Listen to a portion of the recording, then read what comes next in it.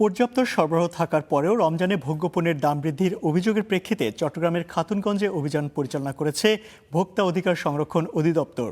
সোমবার সকালে এই অভিযান পরিচালনা করা হয়। এ সময় মূল্য তালিকার সাথে বিক্রয়কৃত পণ্যের মূল্য মিল না থাকা, সোডিয়াম হাইড্রোসালফাইডের মতো ক্ষতিকারক রাসায়নিক রাখা ও ভোগ্যপণ্যের রং মেশানোর অভিযোগে হাজি স্টোর ও আমিনা ট্রেডার্সকে ৯০,০০০ টাকা জরিমানা করা হয়।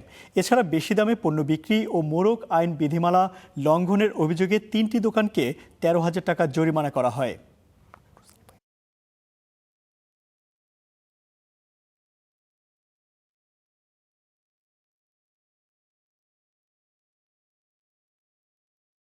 খাদ্যপণ্যের দোকান, এখানে হাইড্রোস কেমিক্যাল এটা খাবারের জন্য নিষিদ্ধ, তো সেটা এখানে বিক্রির আসলে কোনো সুযোগ নেই।